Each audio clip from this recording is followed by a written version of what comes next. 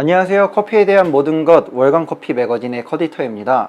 대한민국 최초의 커피 전문지 월간 커피의 내용을 소개하는 이번 시간은 2022년 마지막 12월호 특집 베리에이션의 향연 라떼의 모든 것입니다. 그럼 바로 들어가시죠.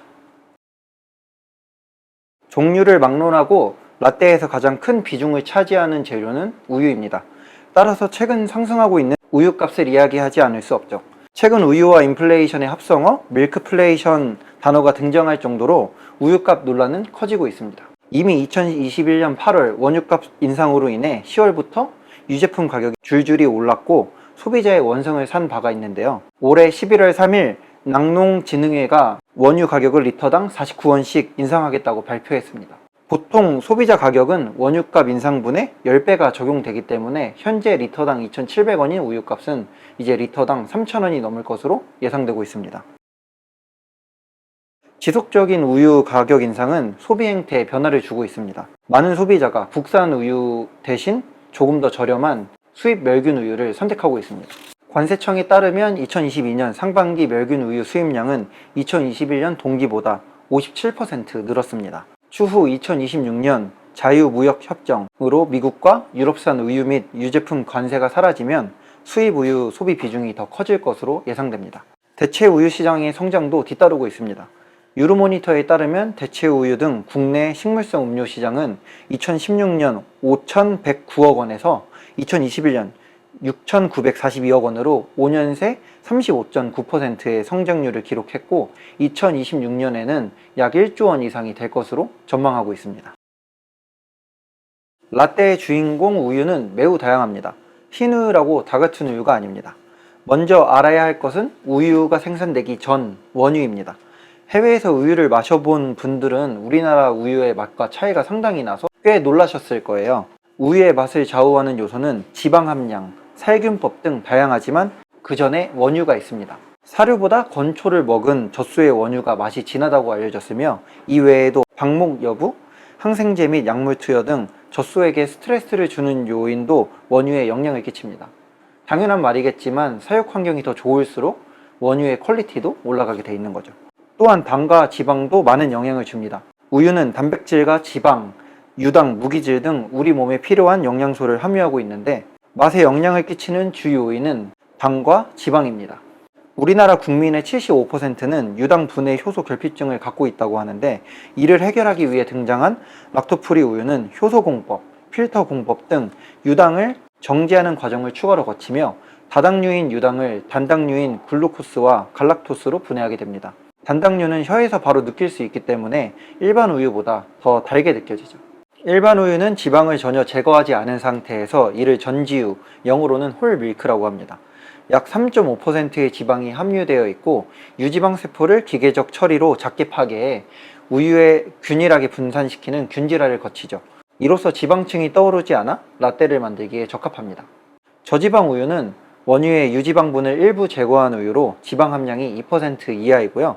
무지방 우유는 이름 그대로 지방이 전혀 없는 상태를 얘기합니다. 카페를 대상으로 판매되는 바리스타 우유는 제조사들의 설명에 의하면 풍부한 거품을 만들 수 있도록 설계가 되어 있지만 정확히 어떤 가공을 거쳤는지에 대한 정보는 밝히지 않았습니다. 영양 분석표를 살펴보면 바리스타 우유가 일반 우유에 비해 지방 함량이 조금 낮습니다. 이 때문에 우유 맛이 약간 밋밋하다는 평가도 있지만 커피 맛이 더 잘 느껴진다는 반응도 있습니다. 사용하는 원두의 특성, 커피, 농커피 라떼와 같은 용도에 따라 종류가 다른 우유를 혼용하는 방법도 있습니다. 지방이 우유의 고소한 맛과 바디감을 담당한다고 해서 라떼를 만들 때 꼭 전지우를 써야 되는 건 아닙니다. 2022년 KMBC 챔피언 신창호 대표가 2021년 2월 월간커피에 기고한 기사에는 우유 종류에 따른 에스프레소와의 궁합을 비교한 실험이 소개됐습니다. 결과를 살펴보면 지방 함량이 낮은 우유에서는 에스프레소 자체의 향미가 상대적으로 높게 느껴졌죠. 지방 함량이 높을수록 견과류, 연유, 버터, 캐러멜과 같은 단맛에 치중된 향미가 선명하게 느껴졌습니다. 무지방 우유는 커피의 쓴맛이 부각되는 단점이 있으나 에스프레소가 지닌 과일의 향미가 가장 강했습니다. 이 실험 결과를 참고해 라떼 관능 평가를 진행한다면 우유 비교군에 저지방 및 무지방 우유를 추가하는 것도 맛있는 라떼를 만드는 좋은 방법이 될 수 있습니다. 식품위생법 제14조 식품공전에 따르면 우유는 원유를 살균 또는 멸균 처리한 것을 말합니다. 즉 우리가 마시는 우유는 전부 살균 처리를 거친 것이죠. 시중에 유통되는 대부분의 우유는 초고온 순간살균법으로 살균 처리합니다. 1초에서 5초간 130도에서 150도 정도의 열을 가하는 초고온 순간살균법은 살균 효과가 뛰어나 저장기간이 깁니다. 단백질과 일부 당성분들이 열에 의해 변성되지만 찰나의 불과해 영양 손실이 거의 없습니다. 이와 대치된 공법으론 파스테르법이라고 하는 저온 장시간 살균법으로 62에서 65도 30분간 가열해 세균의 90% 이상이 살균되어 유익균 일부가 생존하죠. 몸에 유익한 젖산균이 살아있어 건강하고 단백질 변성이 적다는 장점이 있으나 저장기간이 짧고 가격이 비쌉니다. 멸균 우유는 실온에서 자랄 수 있는 모든 미생물을 사멸시킨 우유입니다. 유통상의 제약이 적어 가격도 저렴하고 미개봉 상태에선 실온에서 수개월간 보관해도 변질되지 않습니다. 일반적인 인식과 달리 일반 우유와 비교했을 때 영양소 차이도 0에 수렴합니다. 살균 방법 중에선 단백질 변성 정도가 가장 크기 때문에 특유의 구수한 맛이 난다는 평도 있죠. 다만 같은 멸균 우유라 하더라도 생산 국가와 제조사, 지방 함량에 따라 맛이 천차만별이므로 꼭 드셔보시고 평가를 해보셔야 합니다. 일반 우유 외에는 다양한 식물성 우유가 있습니다. 두유, 오투 우유로 불리는 귀리 우유, 아몬드 우유, 완두콩 우유, 코코넛 우유와 블렌딩 우유가 있습니다. 식물성 우유는 같은 종류여도 배합 원료 및 비율, 영양 성분이 천차만별입니다. 따라서 어떤 식물성 우유를 사용할지 결정했다면 시중에 출시된 다양한 제품들을 면밀하게 살펴보시는 게 중요합니다. 카페 음료 제조를 위해서는 첨가물을 최소화한 제품을 우선적으로 고려하는 것이 좋습니다. 설탕과 합성향료가 과하게 배합된 경우 다른 재료들의 개성을 해칠 수도 있습니다. 단 일부 첨가물은 부드러운 식감과 제품 안정성을 위해서 투입되는 경우가 있으니 실제로 만드는 메뉴를 테스트해서 드셔보시고 평가를 하는 것이 가장 좋습니다.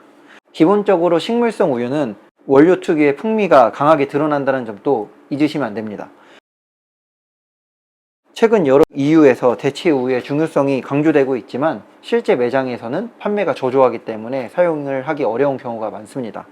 따라서 고객들이 이런 선택과 친밀해질 수 있도록 다양한 기회를 마련해 주시는 것이 좋습니다. 예를 들어 서울 성북구 소재의 스페셜티 카페 겸 제로 웨이스트 샵 아토모스는 매달 한 주간 운영하는 비건 위크에서 귀리 우유 무료 옵션 변경 이벤트를 진행하고 있습니다.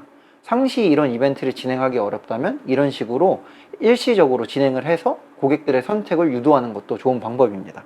이 밖에 무료 시험 이벤트, 식물성 음료를 이용한 시그니처 메뉴들을 제작하여 손님들에게 다양한 기회를 제공해 주시면 더욱더 익숙해지면서 판매율도 올릴 수 있는 효과를 낼 수 있습니다.